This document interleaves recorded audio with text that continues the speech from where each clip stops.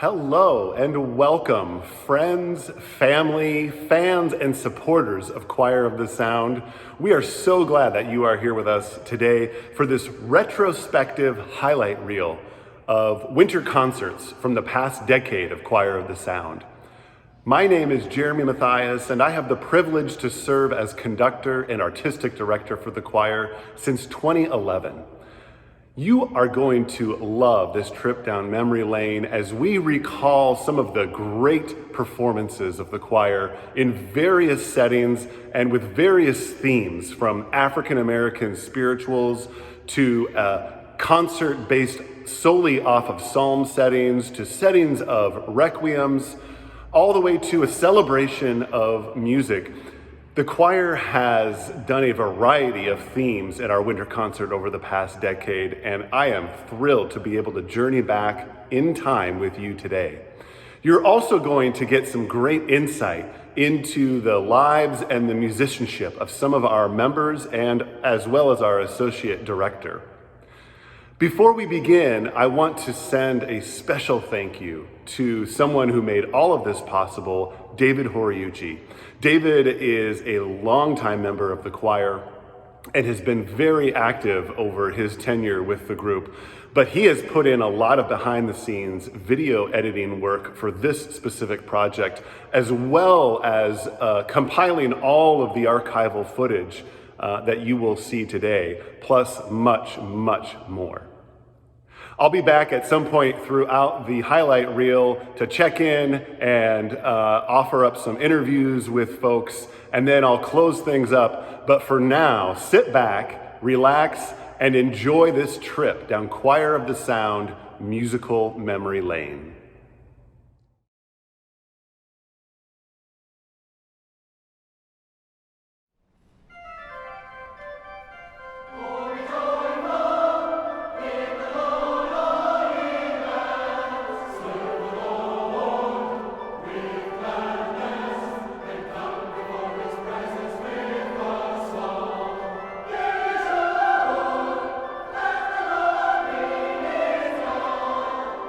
See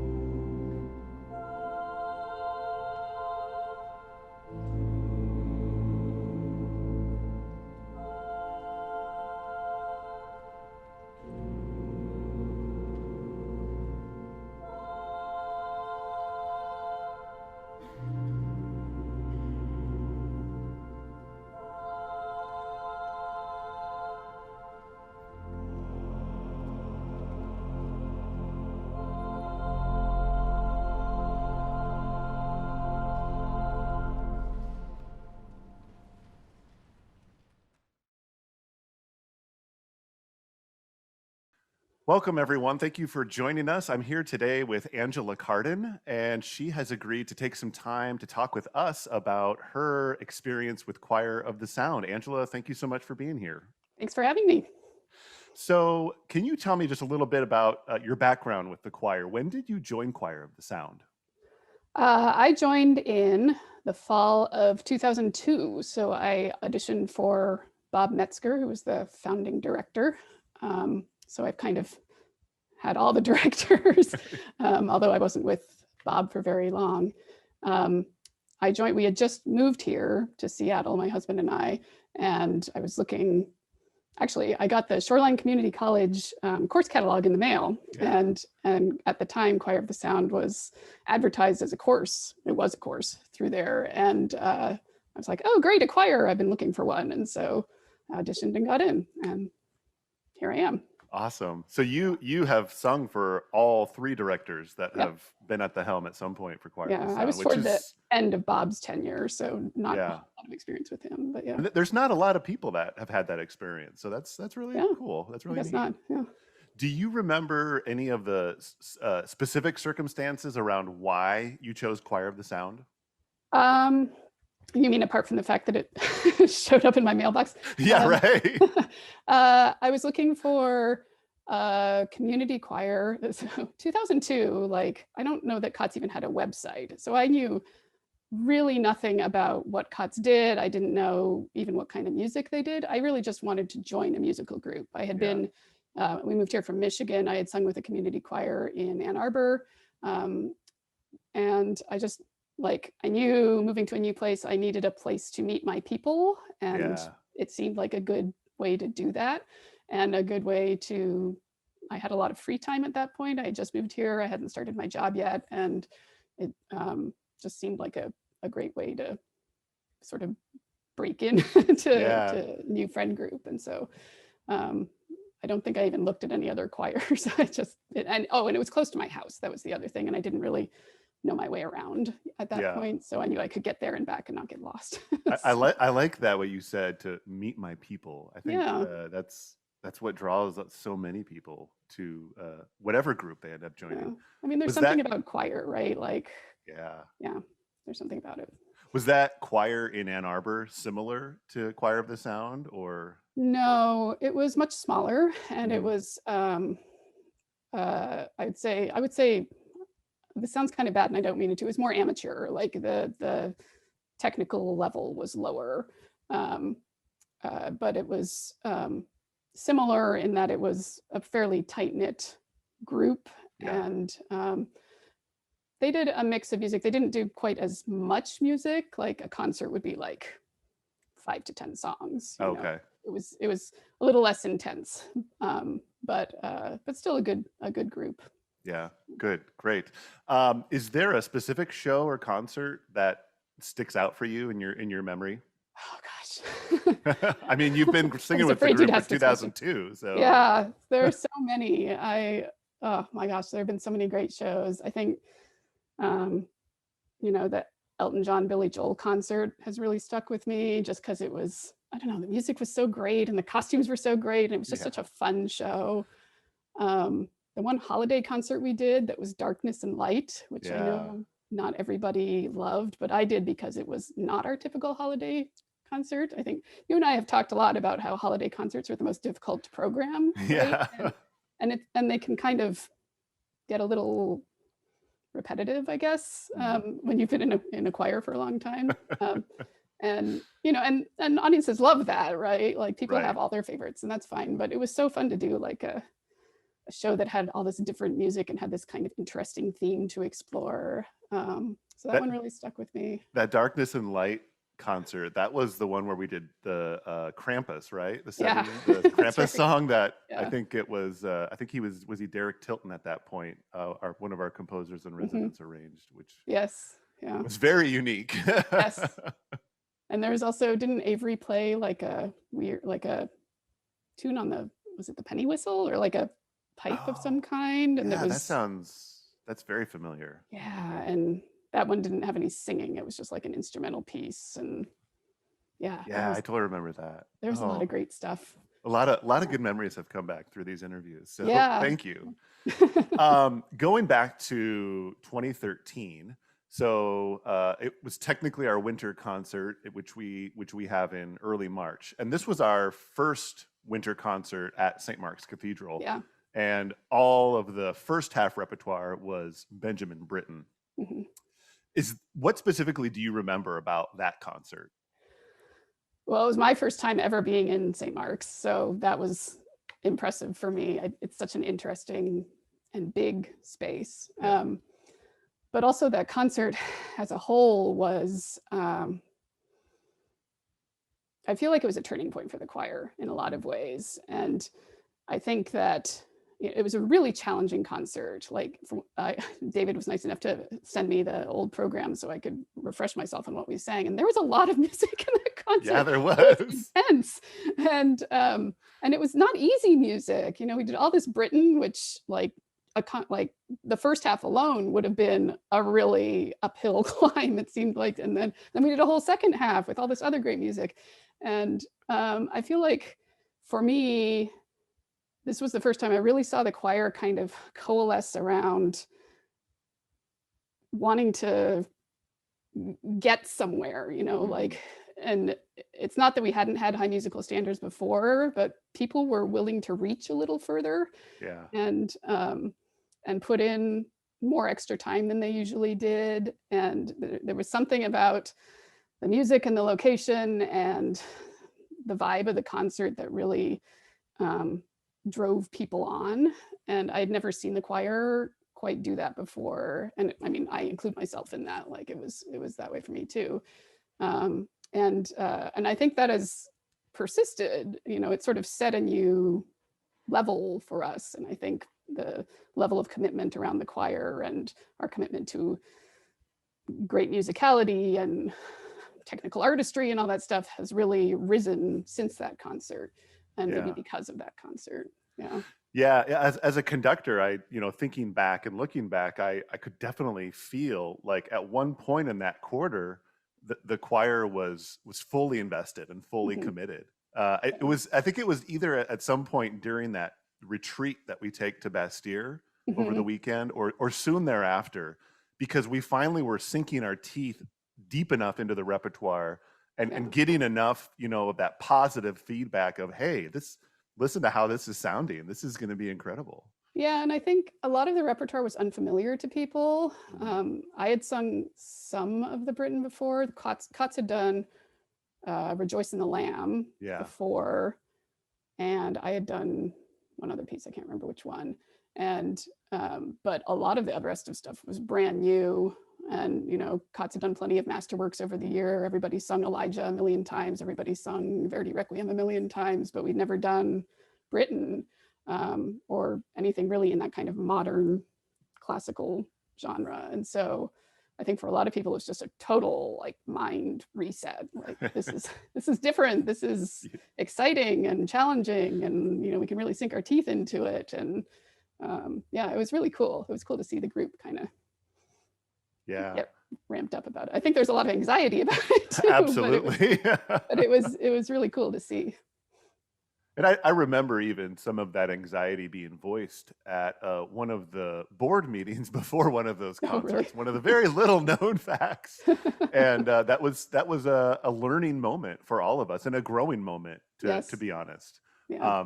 And so you had never even been to St. Mark's before, is that? No, I had driven by it on I-5 so many times and thought, what is that really interesting building? But we live in the north end of town, and it's just an area that we spend a lot of time in. And so, we'd never been in there. So it's such an interesting space. The shape of it and the acoustics are really interesting, as you know very well.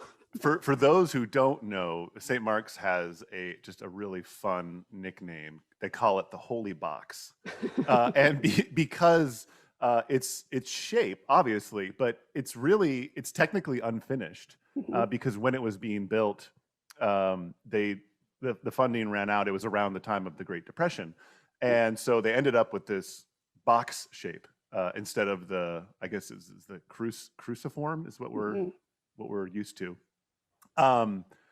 I remember specifically from that concert, the Gabrieli that we did, where we had half of the choir in one corner, another half of the choir in another corner, and we were singing antiphonally back and forth with the brass, and it was so good. just such great memories of that. I was going through YouTube last night, and I remember I had forgotten that this was the concert that we did, that All That Hath Life and Breath by Clausen. Is that yeah. That was an amazing song too. That was that opened the second half. That was just a great way to open that. When did you start singing?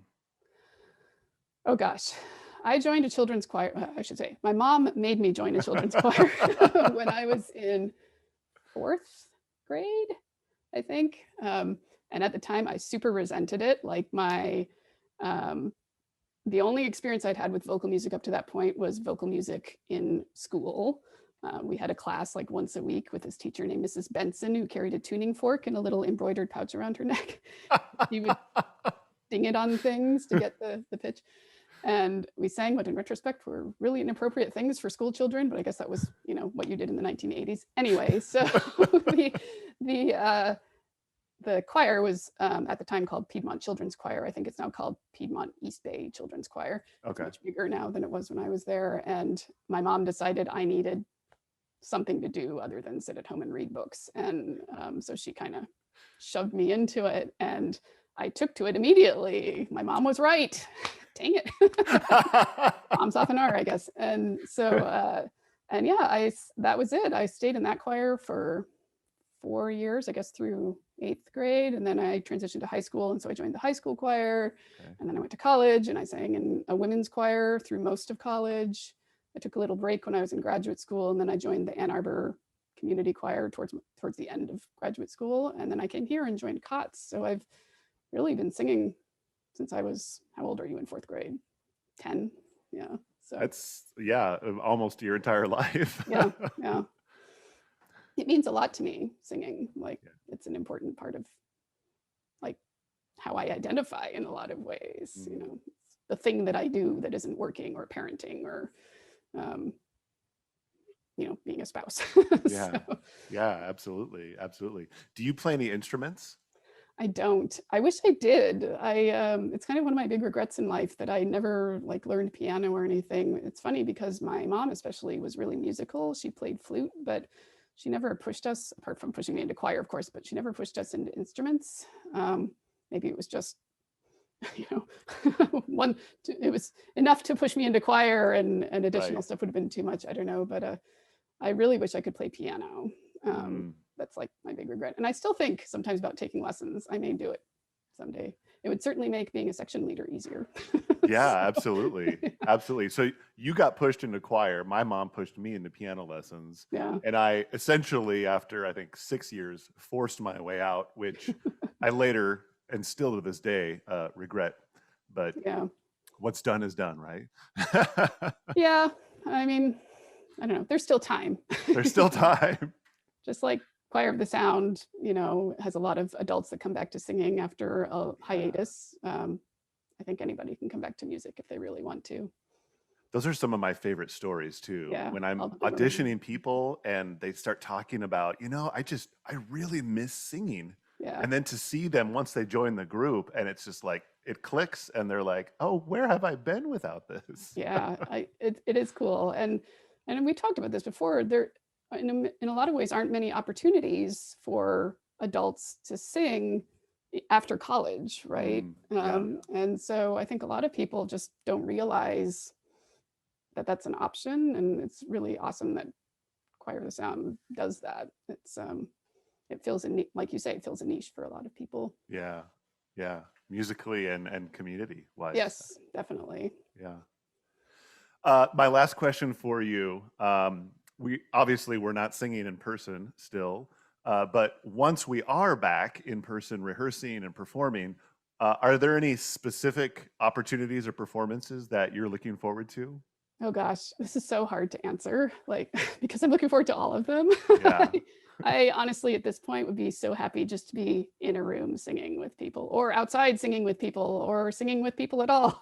And well, as you know, Zoom rehearsals are great. It's great to see everybody, and I love the music that we're working on, but there's nothing like being in a room together singing.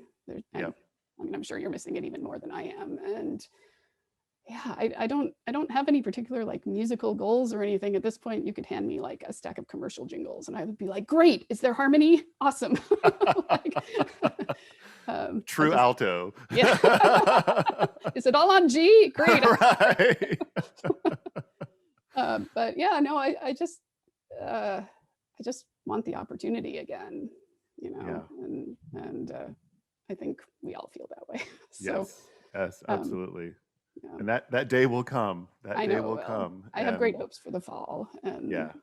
And what a great day it's going to be, right? So glorious. I'm looking forward to it. What a great emotional day it's going to be. Yeah, oh my gosh, I'm going to be a mess. It's going to be sobbing all over the place. You won't be the only one. No, I don't think so. Maybe not much singing at that first rehearsal. Right. Yeah, lots of well, thank you again so much, Angela, for Yeah, taking the time to give a little history about your musical experiences, your time with Choir of the Sound. I know that our audience just appreciates so much the chance to kind of glimpse into people's lives and their history with music and singing. So thank you. Yeah, anytime.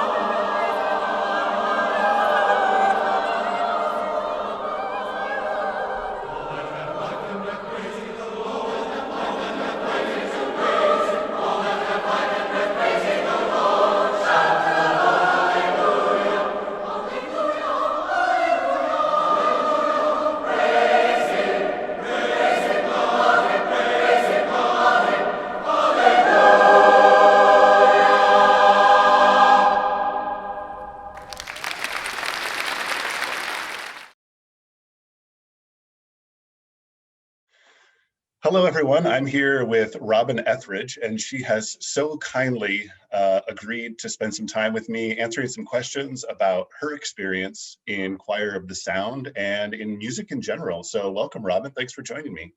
Hey. When did you first join Choir of the Sound? Do you remember what year that was?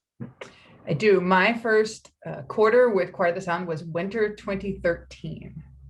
Winter 2013. So that was Benjamin Britten, if I'm correct. It was. Yeah. It was. Yes. I love Benjamin Britten. And once I heard about this choir with that opportunity, I was like, tell me more. And then that it was going to be at St. Mark's, which I was falling in love with. It was a great first quarter. Do you remember anything else specific about the circumstances of why you joined Choir of the Sound? I do. So I had just met you in the fall before, when you had started at Bothell United Methodist Church. And I had already gotten to know what a leader you were in a musical space. And then I got to see the choir at a dress rehearsal. And I was so just taken aback by how receptive the choir was to your leadership and how musically everything you were conveying, the choir was able to produce. And it was just a captivating experience. And I was so excited to be able to be a part.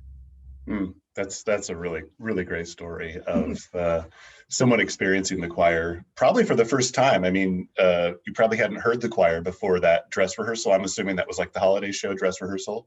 It was. I couldn't come to a show that year because I had conflicting bell concerts. But ooh, bells, so fun. So I got a secret pass because I knew the director into the dress rehearsal, and I got to sit there and see all of the people scurrying around and all the activity. But it really was the music making that spoke to me immediately. And I was so excited to be able to be a part. That's awesome. That's awesome. Is there, thinking back to your time with CUTS, is there a specific concert or show that really sticks out to you for a memorable reason? So it's still that first quarter for me because, again, Benjamin Britten, I had fallen in love with his music in college, and I hadn't sung any of his choral stuff. So the opportunity to do that was amazing. I had just started to experience music in the space of St. Mark's through the Compline service, and learning more about that Flintrop organ there, and to be able to do a concert with that organ. And then also, that was my first quarter with the choir. And we also sang some things I had done in college. And so parts of this new experience were really comforting because I had done them. So it was like the trifecta of concerts for me. Yeah, it's like almost like a perfect storm of the opportunity to sing Britten, who you love, but you had sung no Britten up to that point. Is that what I'm hearing? I had sung no Britten. Wow. I had played, Britten has a serenade for tenor, horn, and strings. And as a horn player, I had learned the horn part and dreamed of playing it one day, but had never sung any of his music. Awesome. Oh, that's fulfillment right there, right? Right? So you've probably been singing your whole life, I can assume. I have. I've sung, as a child in church choir. I was one of those that I remember my parents sitting there trying to tell me to stop messing with my tights when I was, a preschooler, singing there, and then just sang all through high school, sang all through graduate school. I have music degrees, so was in, a lot of choirs and a lot of touring and such. And I've always sung in church choirs as well. Now, you mentioned you couldn't sing with Choir of the Sound that first holiday quarter where you saw them at a dress rehearsal because you had conflicting bell concerts. This isn't something that we hear about all too often. So first, when did you start ringing handbells, and can you tell us a little bit about that? Sure. So I started ringing handbells in 4th grade. So I think I was 9 or 10. One of my earliest memories before that was on Sunday mornings when my mom, she rang in the handbell at church. When she had to get there early, Dad would take us to the donut shop around the block, and we got to sit at the counter and eat donuts. So that's my first memory of early handbell ringing. But then I got to start when I was in elementary school, and then played I only played in churches, but played all the way through, even through college. There was a choir in my college I got to be the assistant director for, and played in churches until I found out about this community choir of bells, similar to Choir of the Sound, conveniently called Bells of the Sound. And I joined them in spring of 2010. And so I had a few years with them under my belt before I joined the choir. Yeah. Oh, wow. That's a lifetime of singing and ringing. That's amazing. And you, obviously with the pandemic, I'm guessing you're not currently ringing in person together. Not at all. Bells of the Sound did a similar virtual collection like COTS did in December, except that we did it over 12 days. So we released a different videos, some old archive and some ensembles and smaller works, and one full choir thing that we did, same as COTS, where we recorded the audio and then laid it under the video and just put that together and made music in boxes. That's been my last year. Made music in boxes. That's a great way to put it. So in 2015, that would have been spring of 2015 was the St. Mark's concert where Bells of the Sound and Choir of the Sound came together. Is that right? Am I recalling that correctly? It was winter 2015, but it's close enough. Yeah. How was that experience for you? I mean, you were ringing handbells, I think a majority of it, but you were also singing, and you had kind of, you had participation in both groups. So it's like you had ownership in both groups. Yeah, it was a really great experience for a lot of different reasons. It was fun from the choir side to get to bring in this other instrument that I really love. And the choir has had bells in concerts before. It wasn't a foreign idea, but not necessarily the full scope, advanced level handbell music that Bells of the Sound performs. One of my most distinct memories from that weekend was the first time that Bells of the Sound had a block of time for us to warm up and rehearse and get used to the space, because ringing in St. Mark's is different, just like singing in St. Mark's. And all of a sudden, all of the choir members who were just milling about before it was their turn to rehearse just froze. And all of these faces just like staring at what is the sound that's coming out of these people. And when you're ringing kind of in the front of St. Mark's, you can see into the narthex, into the lobby, and people's like these faces just kind of came around doors. And it was fun to have musicians showing appreciation for other musicians. And that was really a fun experience. Yeah, musicians turning heads. Yeah. Yeah. I remember from that concert specifically, just the literal layers, because there was the conductor's podium, then obviously all the tables of bells, and then beyond that was the choir risers. But for the mass that we did together, there was also the organ up in the loft and the brass players to take into consideration. So a lot of moving parts, but I also have such wonderful memories of that concert. It was just such a great experience. And it's tricky because I needed to keep track of, okay, what costume do I need? Where did I put my bell gloves? When's my warm up for this group? And when's my warm up for this group? And even just kind of the tech or the roadie part of being in the choir is, when do we need to put risers? Where do those go away? Yeah. But then with bells, it's, many carloads of equipment, and where are we going to hide this, out of the way? And it's kind of when both overlap, you have to just decide, which one am I supposed to focus on right now? And there are a lot of people in choir, and there are 15 people in bells. So yeah, take care of these responsibilities and do that. And there's probably 10 times the equipment when it comes to bells. Yes, because we have very big bells. So and a lot of bells, just period, a lot of bells. Yes. I'm not sure we used we probably used at least our normal 7.5 octaves of bells, which is, math, maybe 40 feet of tables. So, 2 rows of a lot of tables plus all of the bells and cases and chimes and stands and so on. Well, hopefully these two groups can collaborate again in the future as we start looking towards returning to in-person singing and ringing. Along those lines, what other future opportunities and performances are you looking forward to the most? I am looking forward to making music together with other people in my box and other people in the same room. More than that, I'm looking forward to what new music is in my future. Like, I didn't know I was going to be singing Britten a few years ago. I didn't know I was going to be singing the Chichester Psalms. So much new experiences and new music have been a part of my life just since I've joined the choir and joined the bells. And I'm always looking forward to what is possible in the future. Well, I too look forward to that first rehearsal where we can sing together in person. Right. That is an overwhelming response, and it will be an overwhelming emotional experience for a lot of us, I think.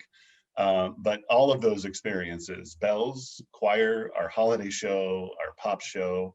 Thank you, Robin, for sharing just a little bit of your experience in Choir of the Sound, Bells of the Sound, and a little bit of your history in music. Thank you so much for taking the time.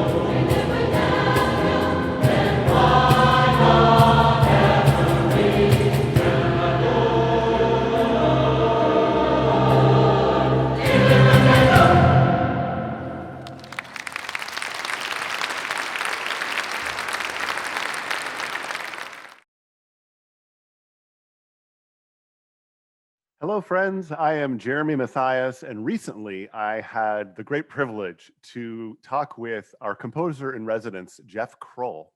Now, Jeff joined the choir all the way back in January 2001 when the choir was preparing its winter concert. At that time, it was Verdi's Requiem under the direction of their founding artistic director and conductor, Bob Metzger.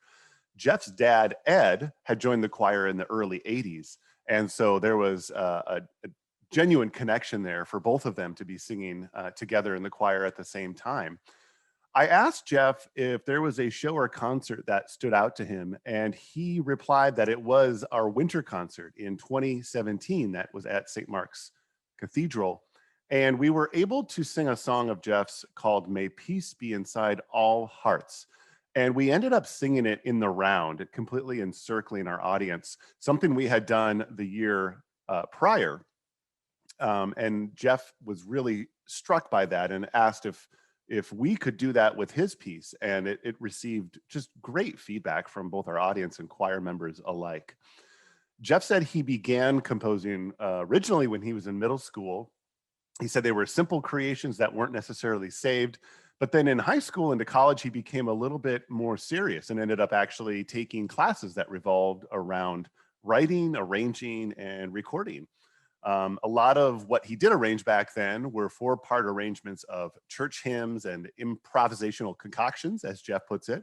And he even created some random arrangements for some of his college courses, including some familiar songs, Chim Chim Cheree from Mary Poppins and Sunrise Sunset from Fiddler on the Roof. The first piece that Jeff wrote that was actually performed for an audience was On This Holy Night, performed by Choir of the Sound back on the holiday show for 2003. Now, I was asking Jeff to reflect specifically on our 2016 concert at St. Mark's Cathedral, singing all spirituals. Jeff arranged Deep River for piano and clarinet, an arrangement that you're going to hear here very shortly. And I asked Jeff if he had the idea to arrange Deep River before the spiritual concert, and if not, where that inspiration came from. He said he did not have that idea beforehand, but that it was simply inspired by that quarter's theme.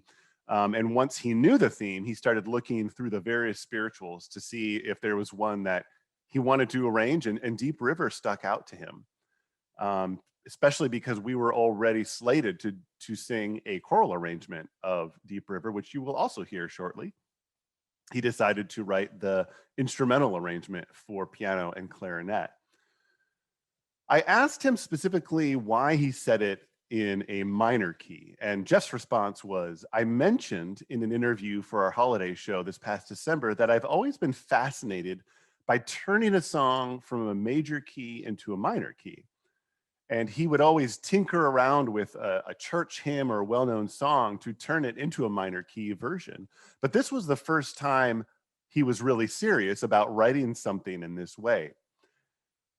And he mentioned that as for only using the clarinet and piano, the piano is what he knows best. So he started with that, but wanted to keep the overall arrangement quite simple. So that's why he added the one instrument of the clarinet. He wanted to try something he hadn't really ever written for, so ended up honing in on the clarinet, which worked really well in that space that we performed it in, which I think you will agree with. I asked Jeff a couple more questions if he remembered anything specific about that concert experience. And he does say that he remembers how well that arrangement was received and how that concert was received. He said he got many a comment, not only about the instrumentation and how it worked in this space, but also how unexpected people's experiences were with hearing that song in a minor key.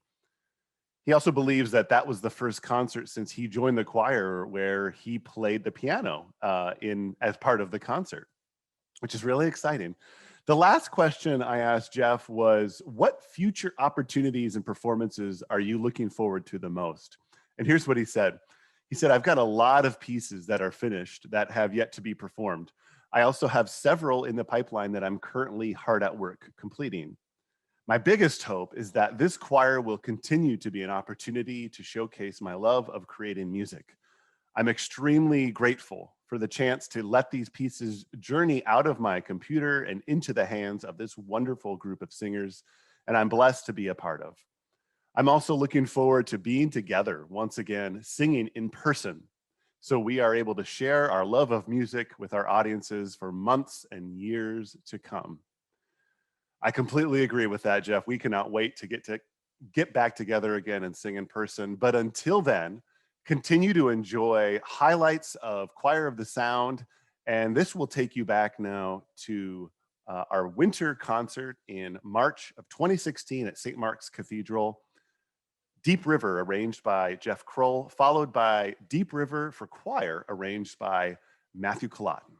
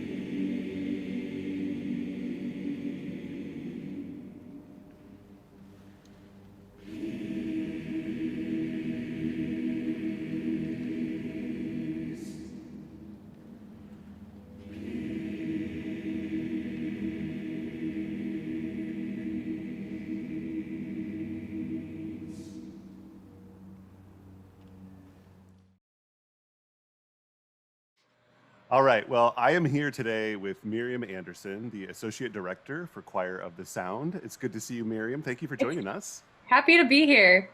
Wonderful.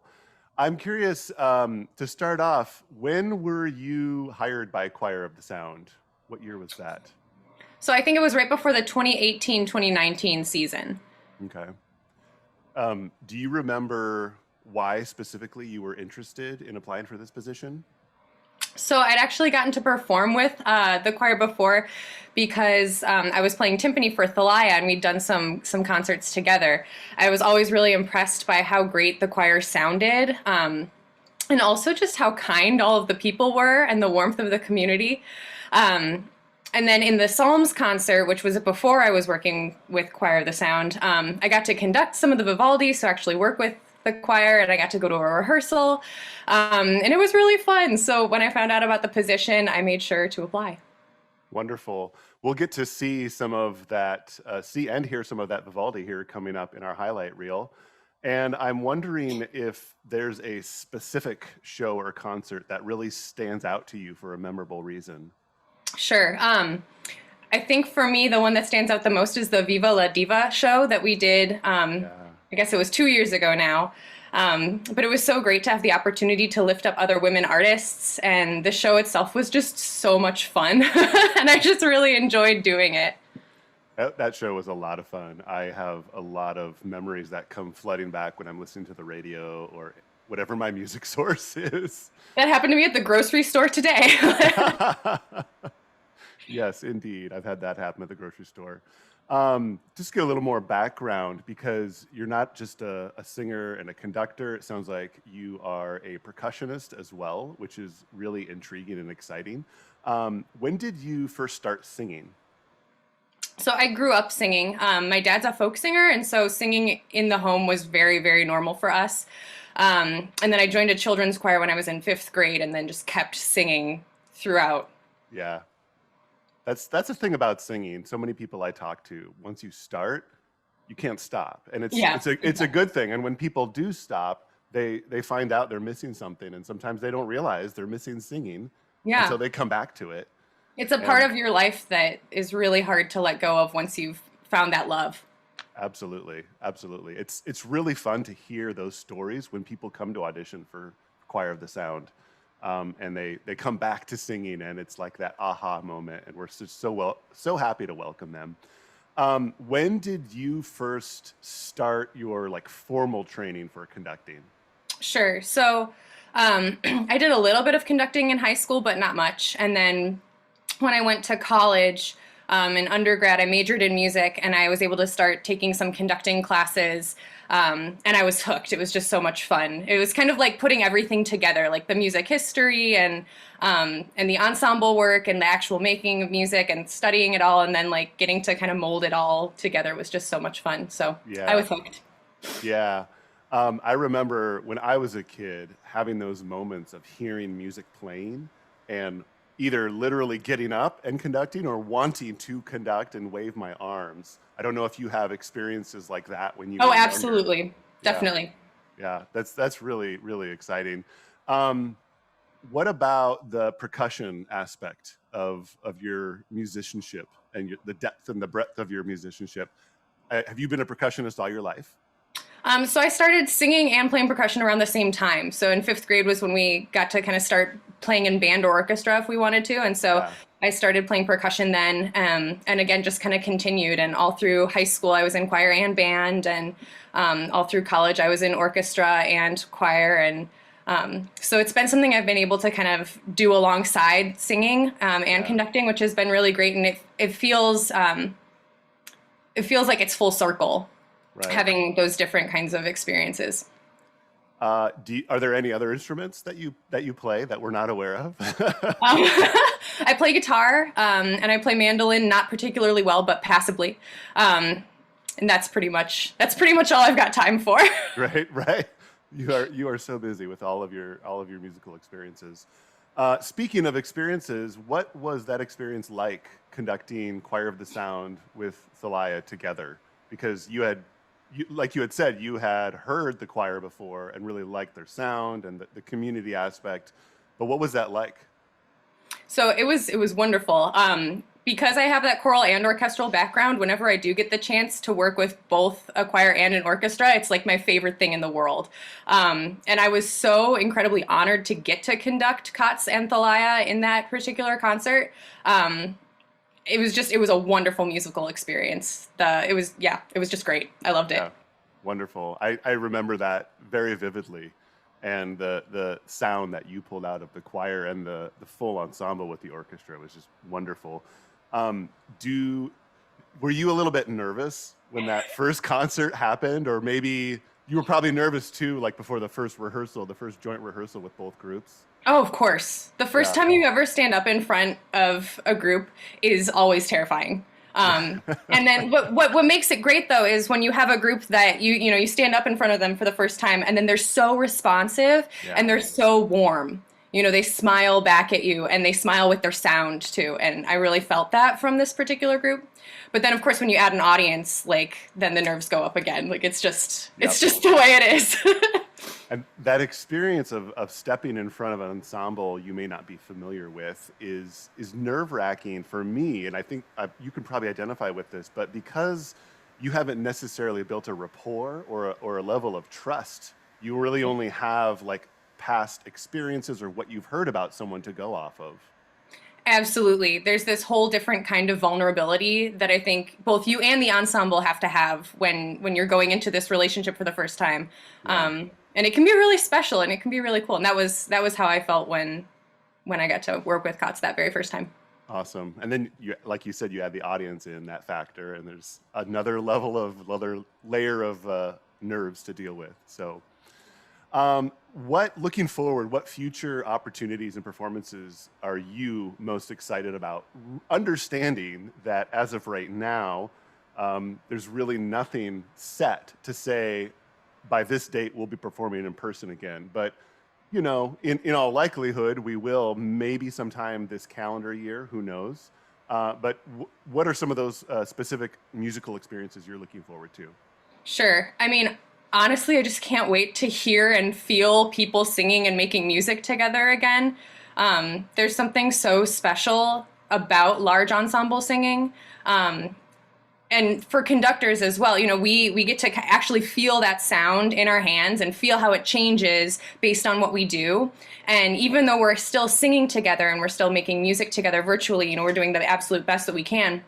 You don't have that same kind of tactile relationship with the sound and with your ensemble. So I cannot wait to just be singing together again. But I'm also really excited for our Rodgers and Hammerstein show to eventually happen. I was really looking forward to that, and it was, very unfortunate that we had to postpone it. But I think it'll be even more special that we get to do it after having gone through all of this. So. Absolutely. I think a lot of people are really looking forward to that show and singing in person, as we often talk about on Monday nights at rehearsal. That first rehearsal back might be a little emotional. It might be a little tearful. It will be. It certainly will be. Yeah. The human voice is it's your own personal instrument. My last question for you, I'm going to throw you a little bit of an unscripted curveball, but going off of this idea of an instrument, thinking of the choir itself without an orchestra, thinking of the choir itself as an instrument. Some people might liken a conductor to a choir as the conductor is playing an instrument, and that being the choir. Or you might think of the conductor guiding the instrument. I'm curious what your thoughts are on those interpretations.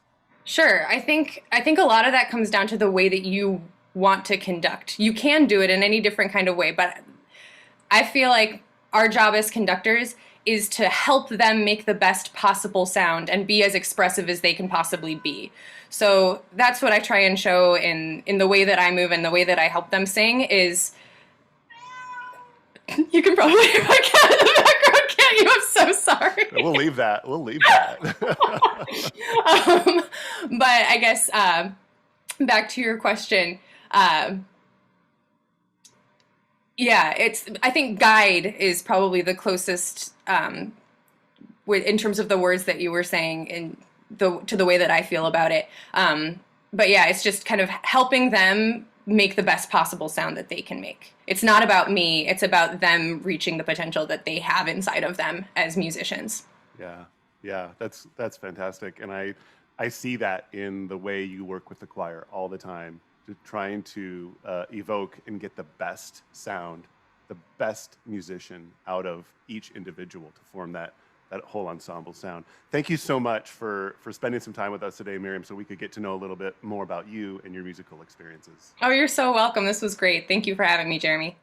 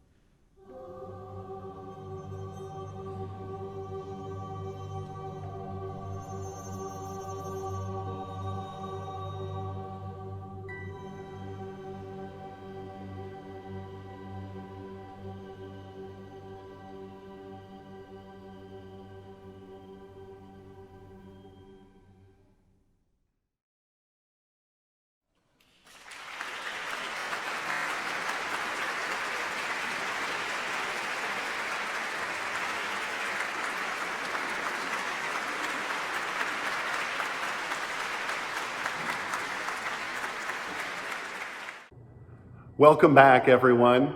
I hope you have enjoyed this retrospective highlight reel of Choir of the Sound's winter concerts from the past decade.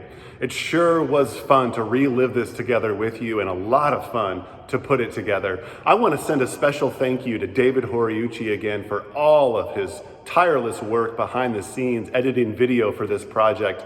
Not only that, but for the compilation of archival footage that David has accumulated over the years is a huge gift to the choir so that we can do things like this and relive our history together.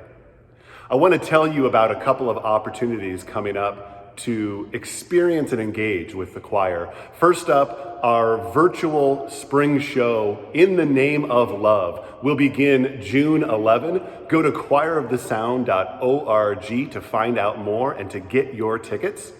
We also are super excited to announce that Sing Choir Camp is returning for its third year. Our first year was in person. Our second year, last year, was virtual. And this year, summer 2021, August 2 through 6, for kids going into grades 2 through 6, we will be hosting an in-person choir camp on the campus of Bothell United Methodist Church outdoors. You can go to singchoircamp.org to register or find out more information. I'm so glad you were able to join us for this highlight reel. I look forward to the day when we can see you in person again, when we can sing for you again and share our special brand of singing and entertainment. Thank you so much, everyone. We will see you soon.